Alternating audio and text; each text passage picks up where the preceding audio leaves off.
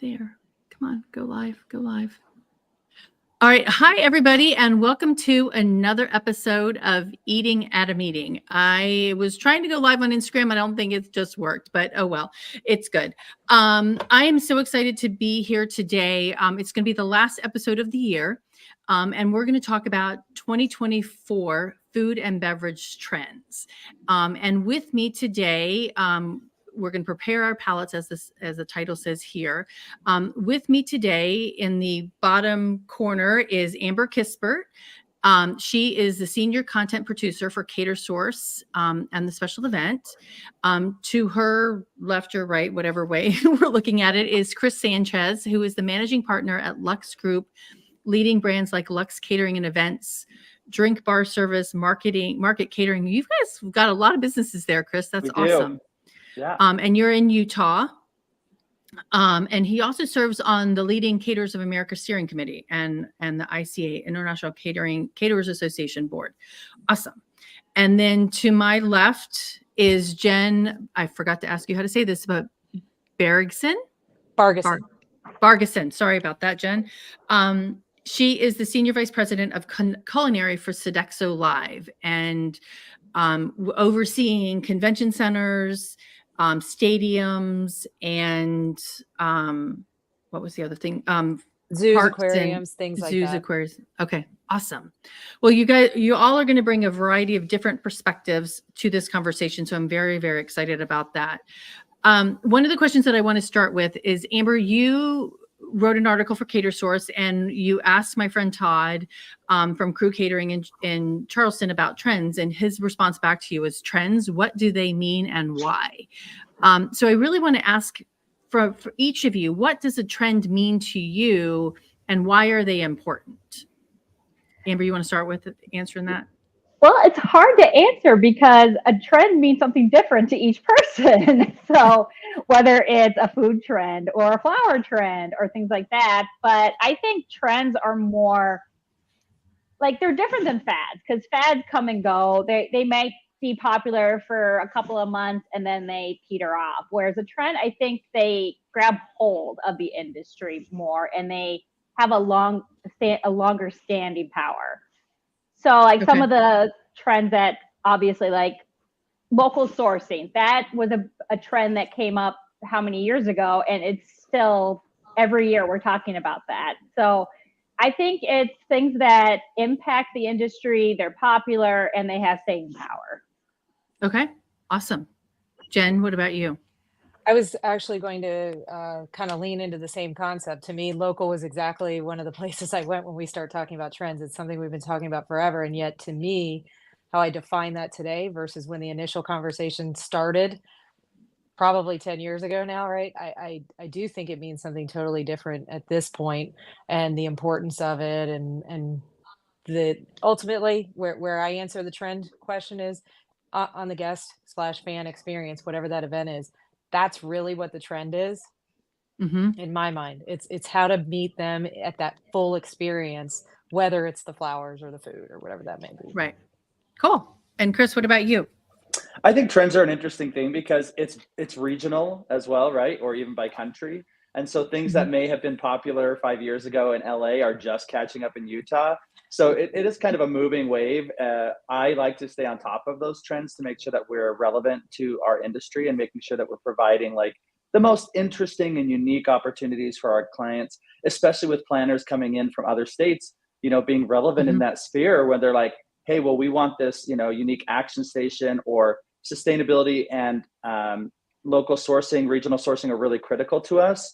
And all of a sudden you're like, I don't know anything about that. So I think it's really critical to stay a part of that conversation and making sure that even though something may be cookie bars are very popular on the East Coast or Midwest, and in Utah, I had no idea what that was. So listening to the planners, listening to the clients, and kind of getting insights into those experiences to make sure that we are on top of our game. So I think they're really important in that conversation.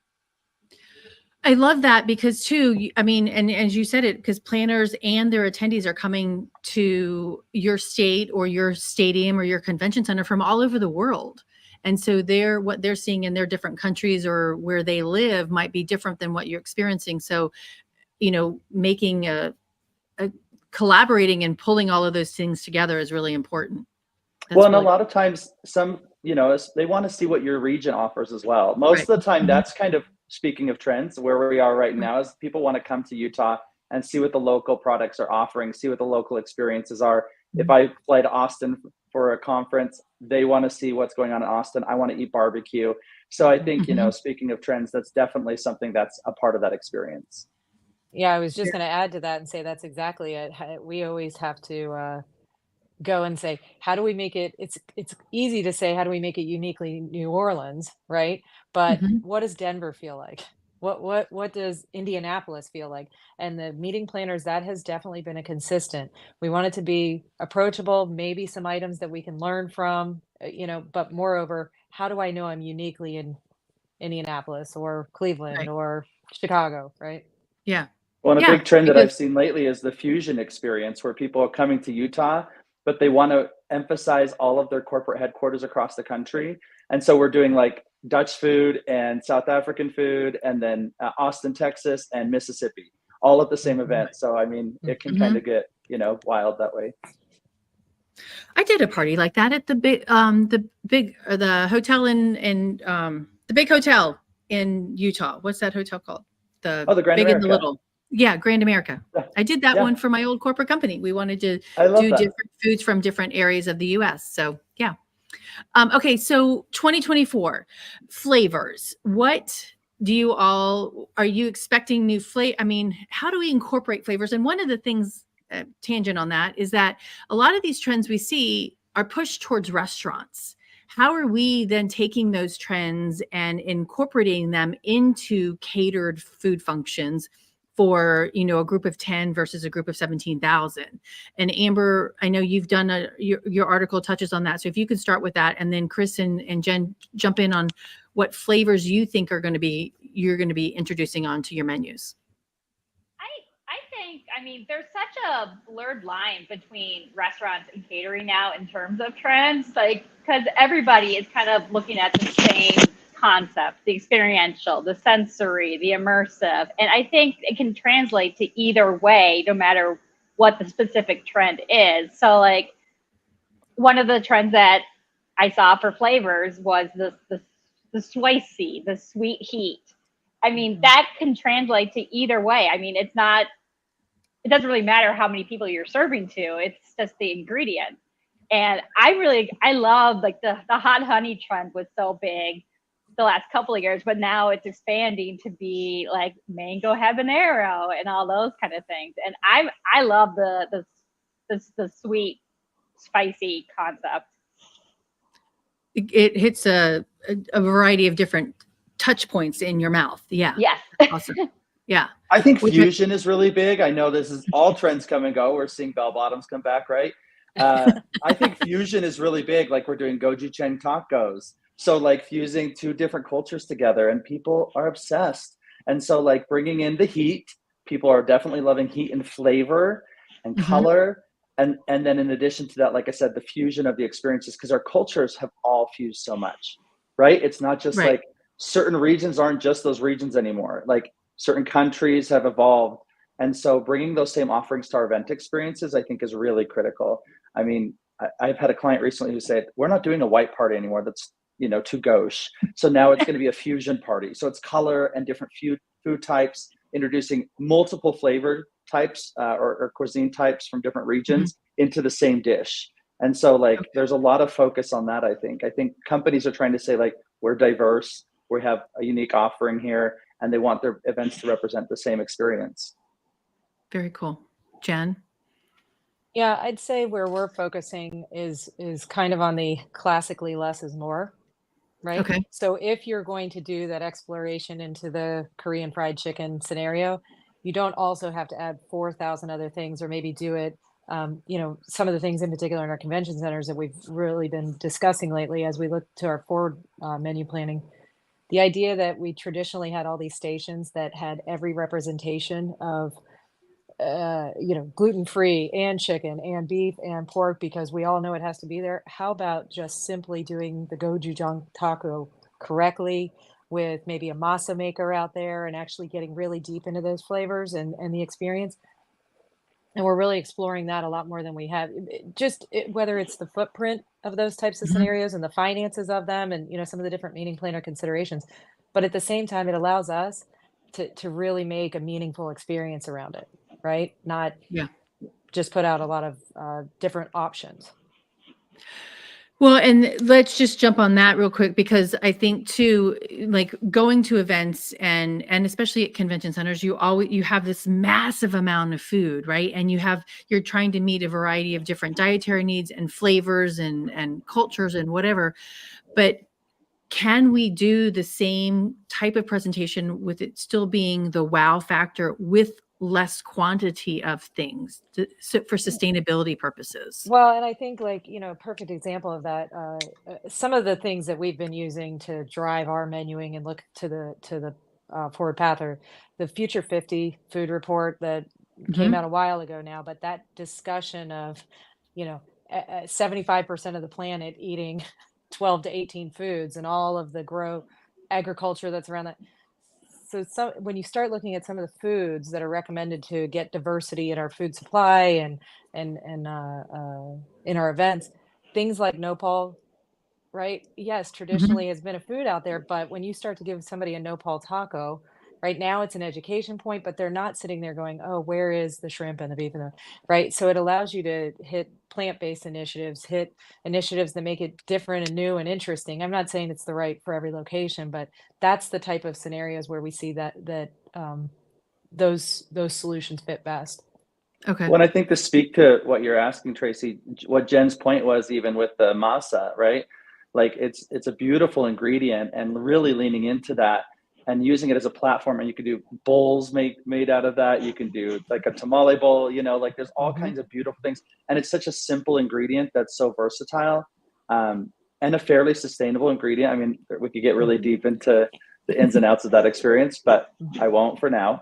But as far as the presentation goes, like really leaning into the design of that and bringing out that ingredient as a core focus. Again, Mhm. education. We're doing a lot of signage with our stations now that are teaching the guests why Mhm. that's important, what the ingredient is, like the ins and outs of the allergy or dietary Yeah. restrictions of it. And so, like, really immersive, I wanted to say immersifying, immersing your guests in the experience of that ingredient as a focus, and then Right. adding elements to it to enhance it. That's really cool. Yeah, because I think, like, teaching people about different ingredients, teaching people about different types of dishes, you know, is really important in thinking about how we're looking at our world, and very global, that's very small at the same time. But also thinking about the sustainability aspect of it too. Okay, so jumping from that a little bit too is presentation styles. Somebody asked me the other day, what are the current presentation styles? I'm like, I think we've gone back to pre-COVID. There's lots of buffets and stations, Mhm. but are you, and the hand sticking out of the wall and handing you a glass of champagne, right? What are you seeing presentation style wise? There was one I actually went to a couple of weeks ago, and they were grilling the steaks hanging from the heat was below, and they were grilling the steak was hanging above it with the herbs on top. And it was from somewhere in South America that they got that Mhm. concept from. So, but things like that, what are you all projecting to do? I think it's all back. I think like all Yeah. the immersive experiences, the food stations, we're doing raclette stations, we're doing churrasco, I think is what you were describing maybe. Mhm. All of those types of experiences, they're fully back, and people want that engagement, right? We went through that period of time where it was very restrictive and much more, we had to stay apart from each other. And for Right. those of us in the event space and many others, we wanted to be connected. And so we found ways to make that happen with safe distancing. And I don't even want to go too deep down that road because it's No. PTSD for us. But I do think that, providing those experiences, which is tough when we get into the hundreds or thousands of people with a raclette station, my chefs start having nightmares and fits. So like it is a little more challenging in coming up with unique ways to do that, which I'm sure Jen can speak to beautifully. But we are really seeing a return of that family style service, restaurant quality experiences at events is really a critical thing, and I it's not going to stop anytime soon. Yeah.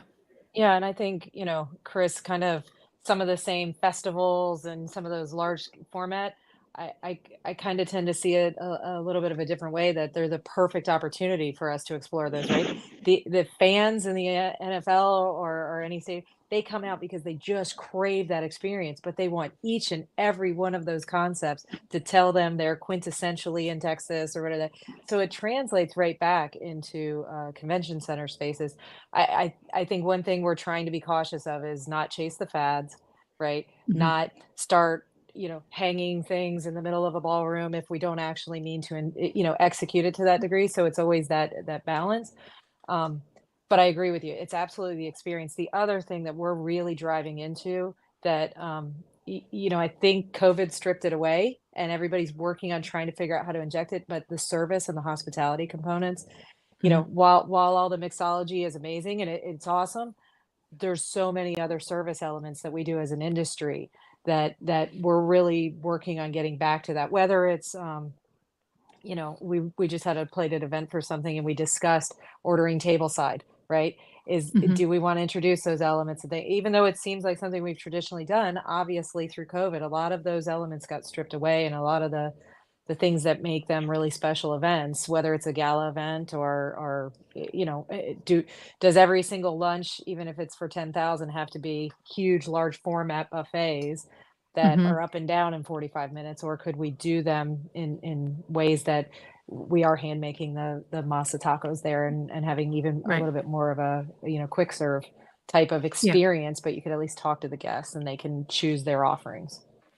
Well, kind of like, and I mean, I think, and Amber, I'm going to ask you the same question too, but I also think too, because one of the trends that I saw was food halls. Food halls are what did somebody tell me?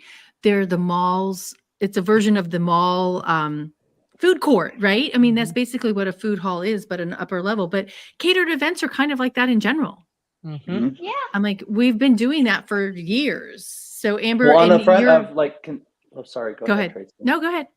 Well, I was going to say on the front of what Jen was mentioning with like wanting to go to Texas and have these tacos, like we're seeing the same with concession trends. Like some of the contracts that we operate in concessions, they're wanting not just a nacho, they want something more elevated. They want a special kind of slider or a special kind of other element. It's not just the traditional corn dog. Now it's Korean corn dogs, So I think even taking even concession foods and elevating it is really a trend right now.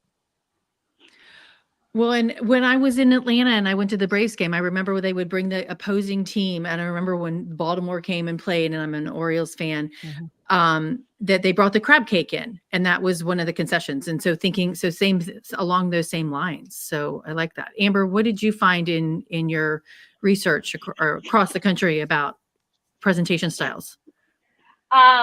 It's definitely like the making the moment. Like, I mean, something showing guests something that they have never seen before. Like, I know, like, even just in my experience, if I'm at a wedding or an event, I'm not necessarily remembering what I ate. It's how it was served and just that kind of that instant Instagrammable moment. Right. So, like, I mean, I know I've seen some where like guests, it's also the interactive aspect too, where guests will like plant seeds and their dish will pop up out of a plant. I mean, or they have to go dig for their dessert in like a flower pot. I mean, it's those interactive elements and getting the guests to experience something completely different and new. Well, and I also think another trend along that line is with all of the frictionless service starting to happen everywhere, there's this whole other delivery component happening in our end of it, right? It's great that you made the Korean corn dog, right? But how do you tell them what it is? How do you tell them it's an awesome flavor? How do you tell them it's Jennifer's amazing recipe that or this local farmer? All those, it's all around the delivery of that, and it certainly isn't, kind of the old clamshell type of scenario or the old classic boat, right? All of those, if you think of the Japanese sandwiches, right, and all of the packaging and signage and discussion, they tell that story all the way through that product. So in those types of environments and even into convention centers, we've had to talk a lot more about what is the story of this, what is the purpose of it being on there, and what do we want to convey about it in the long run. That's really cool. And just for everybody, frictionless is like, how can I walk up and scan QR code and walk out, right? Getting that bottle of water or drink or whatever without too much interaction, but which kind of also it's not too much interaction with the server per se, so they can get back to the people that they want to talk to. Mm-hmm. Okay, well, actually, let's jump on that note really quickly on staffing wise. What are we seeing staffing wise with the trend? I mean, we've heard that somebody told me that the other day that they were back to full staffing capacity at their property. Are you seeing that? Are people coming back, or are we having to change the types of presentation styles to match the staffing that we have or don't have? I think so. We're seeing staffing, pretty much back to pre-COVID pace in Okay. most areas. But what I would definitely say is whole new diverse staffing patterns as far as people just coming out of hospitality schools that actually really do want to make their degree and their passion around high volume or catering or things like that was not traditionally the case 20 years ago, right? So whole different thought pattern on how to deliver and whole different discussion around it- you know are we going to make the shot glasses out of ice and they're going to throw them into the fire at the end because this is a clickbait moment, right? All of those types of things are starting to be more of the patterns we're seeing through our staff, and we're getting the ideas from everywhere, which I think is phenomenal versus just saying, if you know how to do it for 100,000 people, that's the only way you know how to do it. So Right. to me, that's the best thing probably that has come out of the post-COVID scenarios is we've had to look at, all these different fits of people that were maybe non-traditional into our environment Mhm. and going, wow, it is great that you have this background. Look at all the different things you can contribute. Oh, that's I would awesome. agree. I think we're in the same position. I think we're actually getting a more robust workforce than we ever had before. I mean, we all went through the experience of the last few years where it was like, you know, no staff or hard to find staff. And then but I think we're really into a great space right now with really qualified staff and trainable staff who actually wants to participate in that experience. It's not only that, obviously, there's the ins and outs of it, but generally speaking, a really qualified staff that's excited to be a part of the experience and is wanting to do these experiences that we're talking about, like Jen mentioned. Yeah. So I would completely agree. Well, and I think you can the hunger and the thirst of the public and the fans and the guests is palpable around the service elements to me. Whether I'm just out as a guest somewhere or whether I'm walking stadiums or convention centers where you can feel that lack of interaction, that lack of human touch, that lack of storytelling around why Salt Lake is so uniquely different, and all those scenarios. It's craveable out there in the public. Awesome. Amber, anything to add to that? The only thing that I'm kind of curious to see where it goes is the use of robots to kind of augment some of the lack of staff, because I'm seeing a lot more, especially in like hotels and things like for room service. And so I could see like a robot bringing a drink over to somebody at an event, and I want to see how it works. Yeah. I saw some at the restaurant show this year, and it was pretty interesting. And even ones that had separate compartments and you had your own code as your room, and you could only open that one compartment of that robot. So I think we'll probably see some of that at some point. I'm sure. I think any type of automation is critical. I think as our workforce is developing, there's also the need to have automation. So I feel excited about that opportunity. I will share with you that recently I was at a property in Seattle that had robots, and it was stuck on the elevator because it was being too polite. So it was nervous to cross the threshold with people standing there. I have photos that I'll share gladly later. Oh my goodness. But it was Wow. very cute, and it had a tuxedo on and its name badge and everything. So I love the concept. And I mean, from a hotel perspective, I would even love to figure out how to incorporate it on events. Imagine having a tray pass robot going around. I think it's fantastic. I'm not sure how far, I mean, with the right resources, you could automate your entire kitchen. As Jen knows, like there's something magic about your hands. There's something magic that comes from a chef who can put in this special quality and experience there. But I do think that there's absolutely a future in that space. And it is, I think, something to quickly gather around. Right now, I think it's a little gimmicky, which is cute. We all love it. Like, how many of us see a robot in the elevator and we're like, oh my God, that's adorable. But I do think there's a space that will come for it. And I think it's necessary. I think it, as we're talking about work-life balance, for example, like your employees don't want to work 60 hours or plus, like, chefs of the past. or currently. In the case of our chefs, I'm sure ours are watching and are like, what are you talking about? As we're coming off the heels of the holidays. But, I think having some automations in the kitchen, even in the last, my father was a chef, and even like the dicers and all the different equipment now that we have in our kitchens do help. So I don't think it's replacing employees. I actually think it's just streamlining and making it a more efficient experience. That's more because as costs increase, there's got to be some efficiencies that come with those experiences to make it, so that's sustainable. That's a really good point. Somebody just posted on here, robots are delivering on college campuses. They saw it at University of Arizona, and but then replied, but can a robot control guest consumption, i.e. taking 5 jumbo shrimp? I wish. Yeah. Yeah, that would be hard to do in a reception, reception kind of thing. But I do agree with you on, Jen, you and I were chatting before the show about, scratch kitchens and versus, pre-pack, ordering everything. But I love how Chris just tied that in there. Like, hey, we've got these machines that are going to dice your carrots for you, which streamlines that process. So it still makes it a scratch kitchen versus buying it. There's a lot of automation that can happen behind the scenes, whether it's around food safety elements, whether it's around logistics and, validating the movement of things and, equipment. Obviously, a lot of the commercial equipment that we use, once I determine a recipe, I can make sure that every single oven I have in the entire country always cooks it that way if I want to. So I can be a scratch kitchen and yet still support, a lot of those technology points. So yes, I think there's a lot around it. I do think the robot end of it can be gimmicky. A lot of the tasks in the hotels do make a lot of sense around the redundant scenarios. I've seen where they're very supportive of bringing the supplies for housekeeping, and yet there's still a housekeeper that would be in there and do those human touches and make sure. So I think we have opportunity in some of those zones potentially, but I think it's a fine line there, right? Of whether it looks like it's cool and fun and whether it feels like that, or I've seen several where they're, the beverage programming, right? Where you can make your own drinks or some of those, or ice creams or things, right? They're fun, but then if they don't work, they're not as much fun. Right. Right. I've seen a lot of phenomenal. So around the question around the shrimp, I've seen a ton of great technology in stadiums to control consumption through a whole stadium.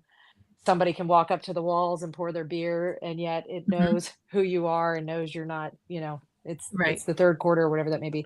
So I think there's a lot there, and it makes it a better experience, but it's just vetting out which ones are the right ones. Right. Yeah, exactly. Yeah. I interviewed somebody with the push the button and here's your old fashioned, right? And it helps the servers deliver the drinks faster to the tables versus tying up the bartender waiting to make 5 zillion drinks, but which I think would be the same kind of concept at a stadium too.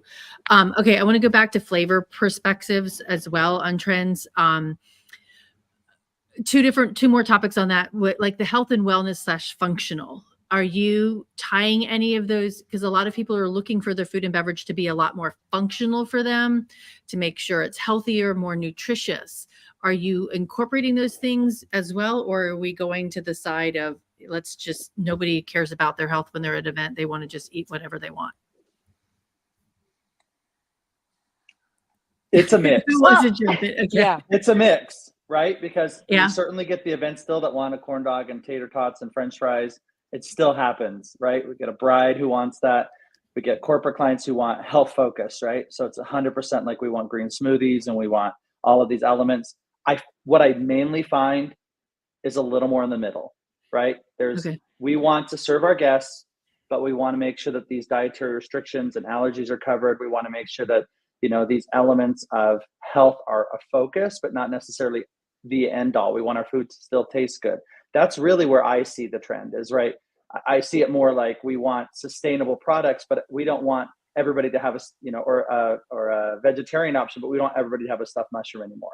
We want to have something more high end and more considerate, more thoughtful food. So it's not necessarily like this health focus, at least from my perspective. We do get a couple every year that are like, it has to be this. But I find it's more about sustainability in that space more than anything. Yeah, I think what we're seeing is obviously again the local, right? So Mhm. if you're going to give me something that's elk in Colorado, that probably will prevail over, you know, maybe a plant-based discussion potentially. But I do think some of the trends that we're seeing evolving are the idea of just looking at the demographics of group and saying, well, clearly you have so many that are X, and now we're going to plan a menu that's that way. I think the general public is so exposed to all of these different flavors and, you know, gochujang is not that abnormal for people at home anymore, right? Plant-based scenarios, people are eating that way all the time. It doesn't have anything necessarily to do with where they came from or, you know, particular interest. People are excited about a um, I'll say non-cultivated plant-based offering, right?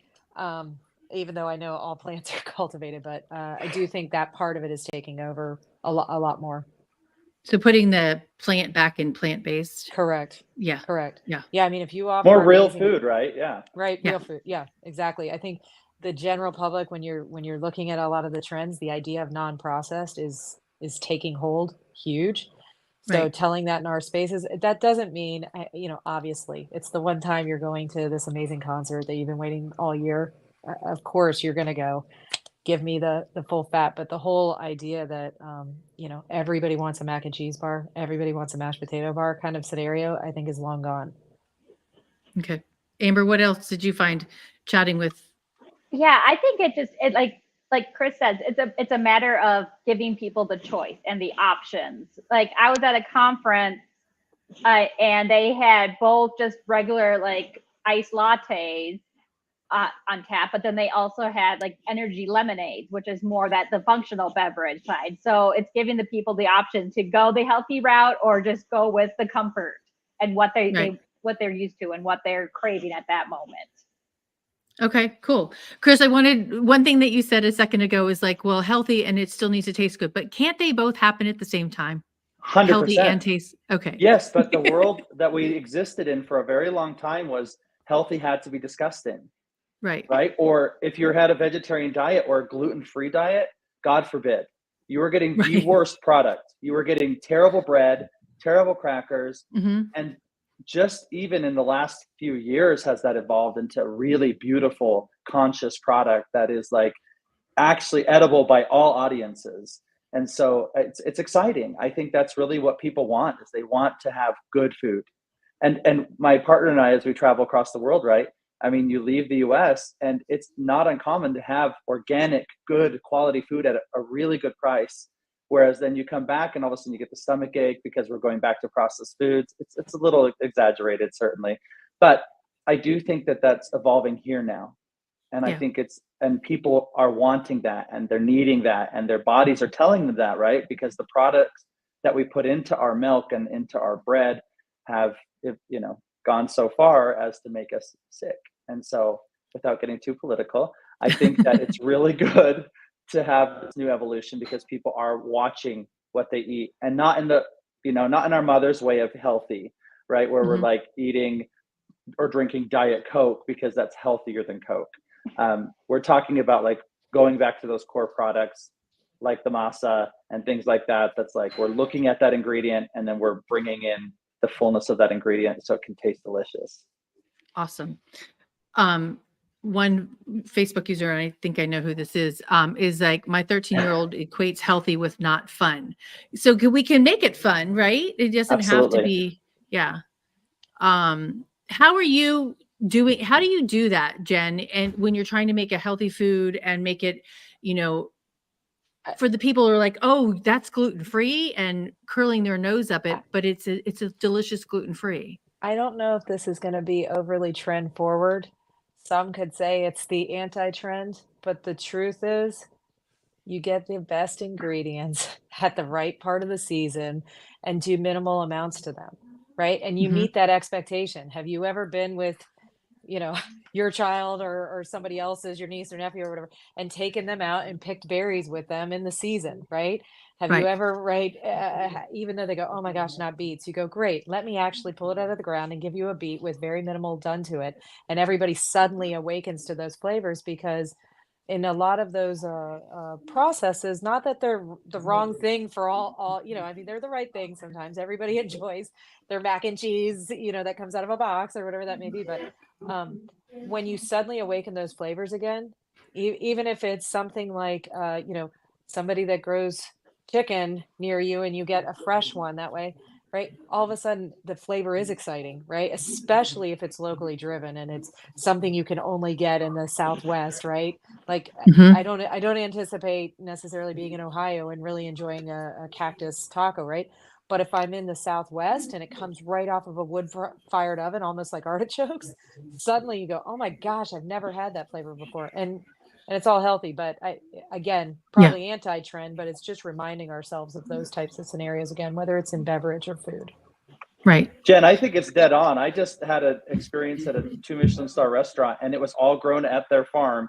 And if Mhm. you're there in the winter, you're getting pickled vegetables. And if you're there in the summer, you're getting fresh off the farm. And then when they're out of that product, they don't serve it anymore. And I Mhm. really think that bringing that to the masses in our events industry is so critical, because I do believe that that is the trend, actually. In fact, I think that's where the world is heading. And I think it's so critical that we find a sustainable way to do that. I think it's so important that we bring people good food, especially, as the masses that you certainly serve with, Sodexo Group. I think, on a smaller scale, what I do, it's a lot of people, and bringing them that experience and making them take home the gochujang concept, and now they're going to make it at home, or look at making their own kimchi, or different Right. things like that. Like, I Mhm. think it's such a powerful bonding experience as a society. I think it's so powerful. Well, and I think that it starts in our menuing. A Hmm. lot of the menuing now, because of all the drive for custom menuing, and we want our event. I think we would all say 20 years ago, meeting planners maybe would open a menu and go, "Yeah, I'll take the Italian menu this night. I'll take the Mexican menu that night." Those types of scenarios. It still happens, unfortunately. Yeah, but we're seeing probably 70-80% custom drive, even in high Oh, wow. volume, Okay. even in very high Okay. volume. So in that is a huge opportunity to say, yes, tomatoes aren't in season, so we're probably not going to do a burrata salad then, or if we do, we're going to drive it around stone fruits or things of that nature that I think have allowed for a huge opportunity for us to have those discussions. In many of our large convention centers, we actually do have farms there, and we work with local farmers that are harvesting it and students and things like that. Yes, and we can, have that Love that. discussion and go, yeah, you're going to be getting what's seasonal, not what we're all used to seeing year round. Right. Yeah. Very cool. Okay. So on that sustainability side of that, what I interviewed a couple months ago about regenerative agriculture, and I chatted with the chef a couple of weeks ago too, and he's like, well, nobody here likes none of our customers like the taste of grass-fed beef. Like, they want the flavor of the beef that they've known of. But regenerative is that form of sustainability and the way that we're growing our food. So do you see that kind of farming practices, or still commercial? We can't feed the masses of 17,000 with a regenerative agriculture farm at this point, I don't think. But how do you see sustainability wise in other fashions coming into the menus? And Amber, pipe in with what you've Well, learned, because I was just yeah. gonna. So I just did an article for our fall issue on a bunch of caterers that they have their own farms on property that they're using for ingredients, and it's more of a niche thing that they'll offer for smaller events or as an upsell opportunity. And I think that's kind of the key. Is yes, you cannot feed a 5,000 person event with your backyard farm, but you can just have those little additions that Mhm. make it more sustainable and things like that.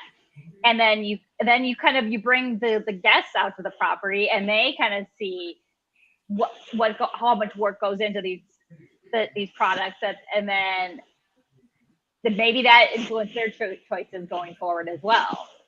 Right. Very cool. Yeah. Jen, what do I you? think it's, oh, sorry. Go ahead. No, go ahead, Well, Chris. I Yep. think it's just like the Tesla or an electric car, right? It comes out at first, and it's a little clunky, and there's not the best product offerings. I'm sure Jen has had plenty of experience with trying this product, and it's not perfect yet. It's not a great product. It's not as good as a grass-fed, double R ranch beef that's an hour from my house. I think there is some work to do on it. but I do think it's the right direction. And I think it's important that we're visiting that, just no different than what we talked about earlier with plant-based diets and bringing in protein in different unique formats. I grew up in a house with my mother being vegetarian. So, I mean, textured vegetable protein and all these other interesting things were a part of my diet. And so, like, I think it is something that we need to look at as a society, only from the basis of like how much of an impact these proteins have on our world. And so I'm a meat eater. I love a good steak, but I'm certainly, cognizant of the reality of what the effect of that experience is as well.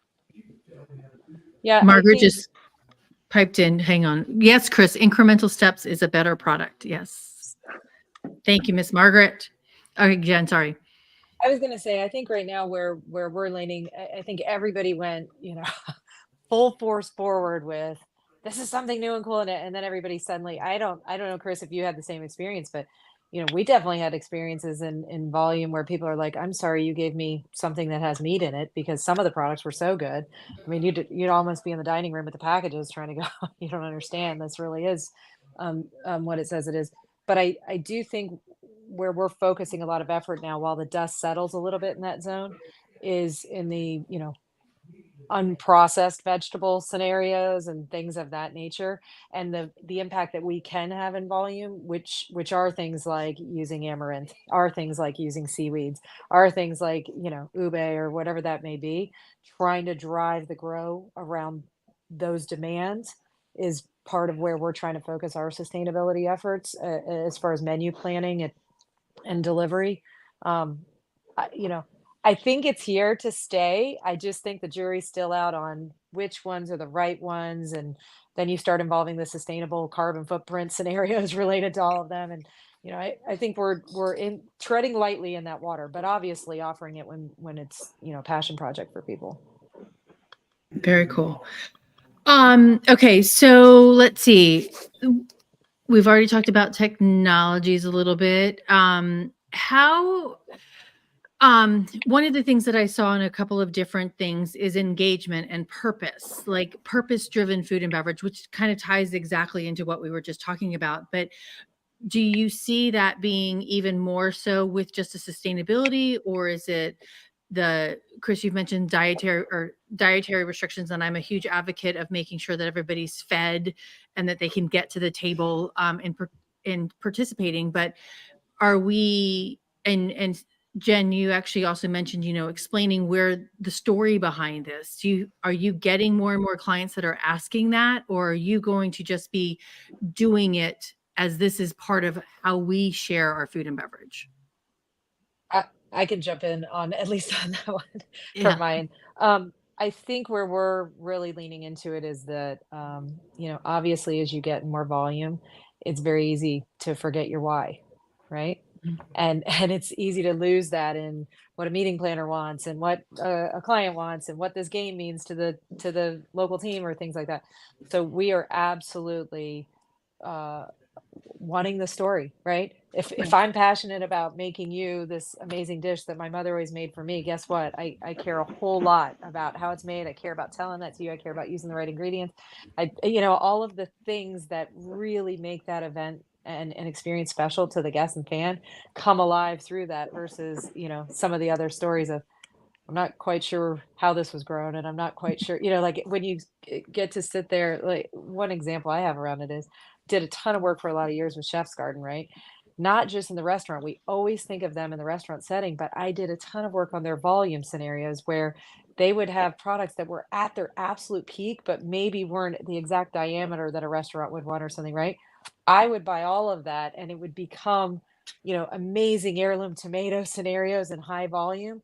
And it was like telling the story going, yeah, but you don't really understand till you stand there and you see the way you grow a tomato like this. It's not, so it's all of those types of things that Yep. I think that's where it's at. People want to know who makes their food. They want to know where it came from. They want to know why it's on their menu. Right. Yeah. I completely Transparency. agree. Yeah. Yeah.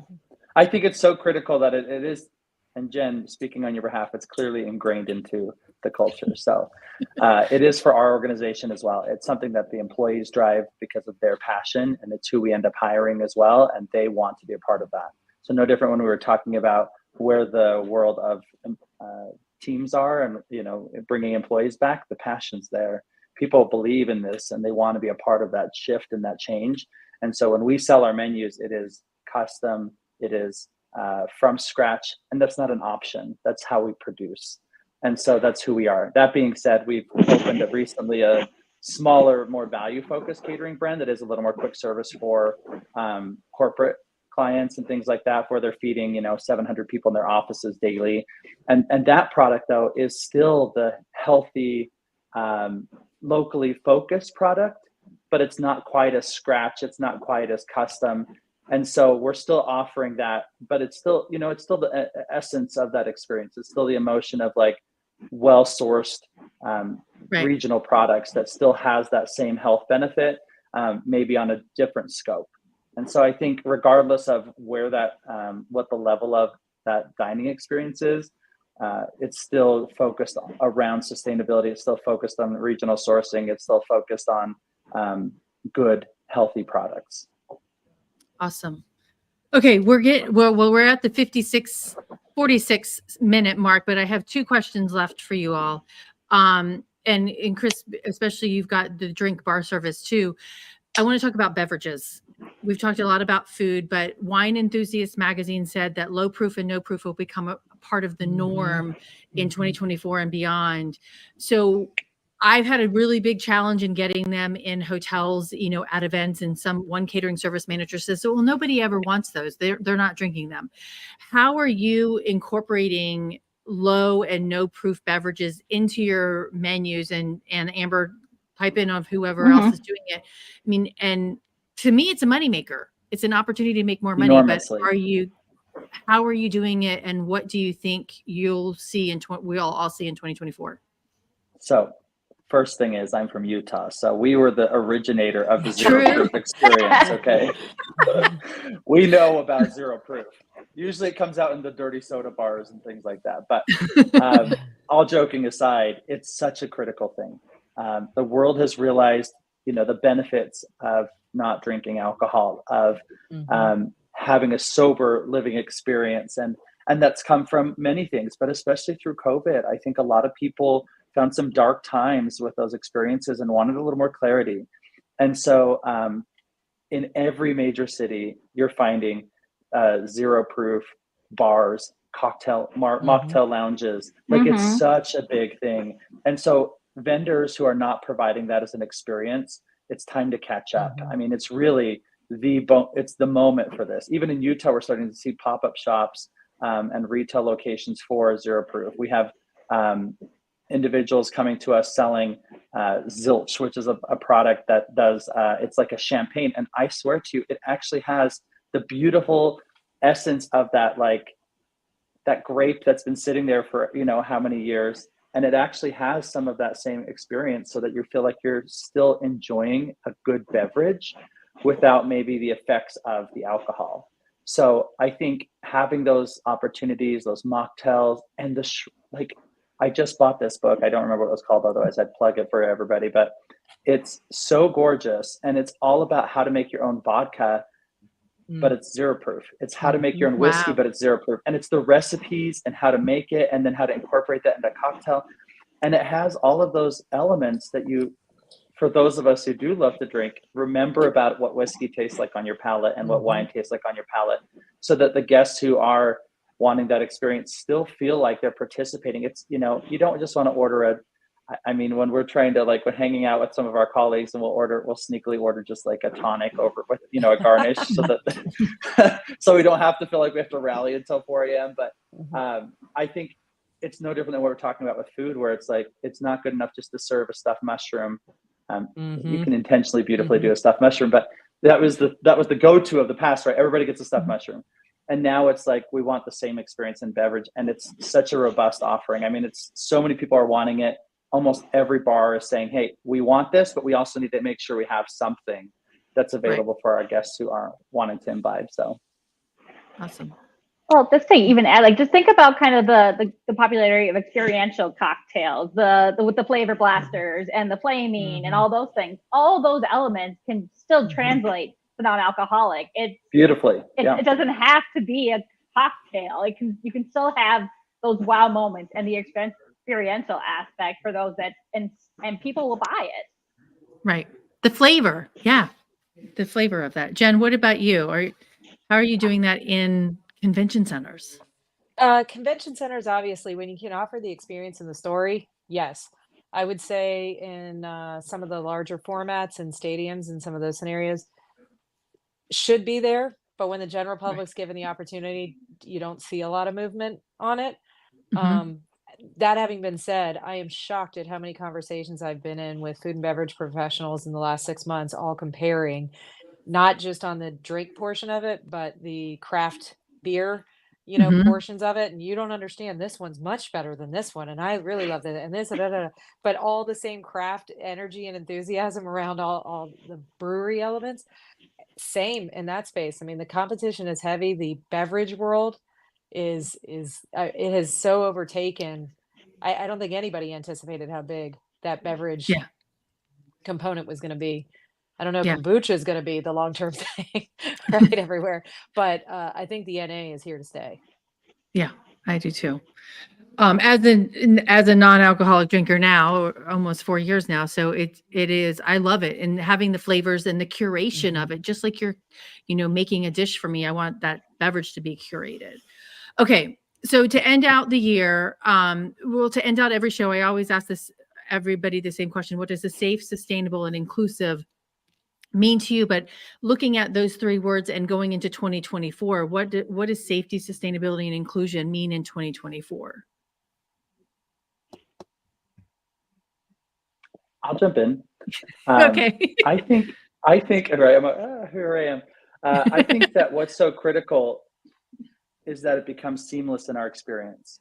That's what I hope for 2024, that it becomes incorporated, that we have safe, sustainable initiatives around all of our events and incorporating that into our experiences so that it becomes something we don't have to, we have to talk about it still, obviously. That's what this is all Yeah. about. But, it's more about like, how do we make sure that we teach our industry how to do the things that we are offering, right?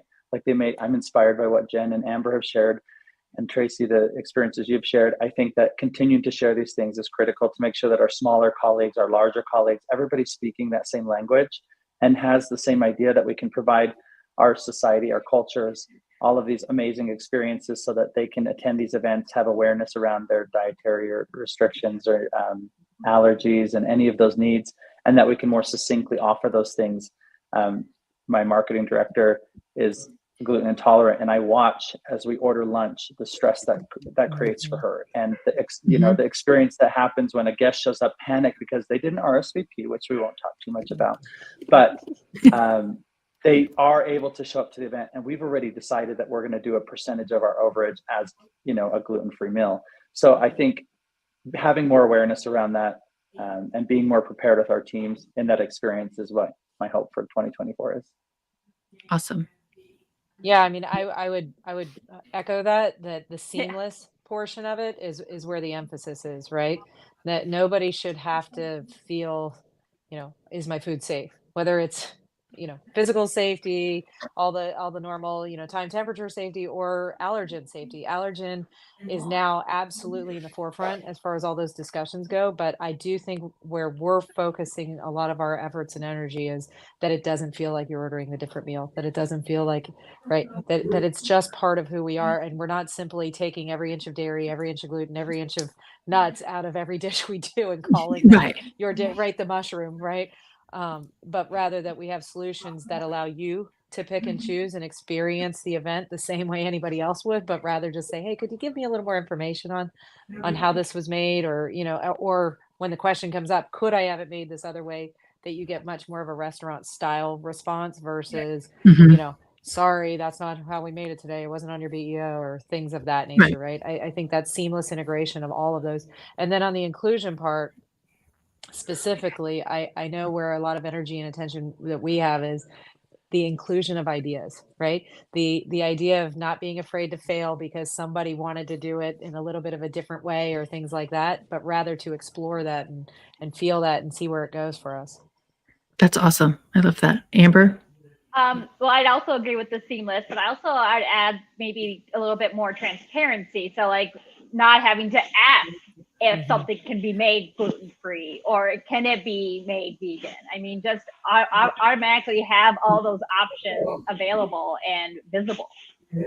Right. Yep. Yeah. Yep. That's definitely where our energy is, right? It should just be there, right? There's no reason why half of your menus can't represent those categories. And then, because plenty of people may or may not care about their gluten intake, say, right? But will enjoy the dish if it's Yeah. made that way. There's, a ton of options in those scenarios. Yeah. Well, and it goes back to what Chris said too, is like when it tastes good, it doesn't matter that it's gluten-free, or it doesn't matter that it's vegan, and you all kind of reiterated that today, is that if it's a good quality food, it's made with thoughtfulness and love, and it tastes good, then everybody can eat it. Right. So, well, thank you all very much. I really, really appreciate that. You being here with me today and sharing this. I love the end. This is a great end of the year topic to talk about going into the new year. And I wish the three of you the best for 2024 and a happy holidays. Thanks, Tracy. Thank you. Oh, and Thank you. You're welcome. And actually, okay, if you want to get a hold of, let's see who's first. Jen is, you can find her at LinkedIn at Chef Jen B. And then we've got Amber. Of course, we're going to give the Catersource special event show because that's coming up right at what are the dates of that, Amber? February 12th to 15th. In Austin. In Austin. So yep. So make sure you check them out on LinkedIn. And then Chris, I put everybody, reach out to him at luxevents.com. So I appreciate everybody being here, and thank you so much for your insight. It's valuable. So, and actually, Thanks for having us, we have Tracy. comment here. Yeah, You're welcome. you. Somebody else just said thank you. So you're welcome. All right, everybody, until next time, which will be in January 2024, stay safe and eat well, and Merry Christmas and Happy Holidays. Eat a lot. You can start on your diet in the new year. Yes, I love that. Exactly. Enjoy the table. All right. Thanks, everybody.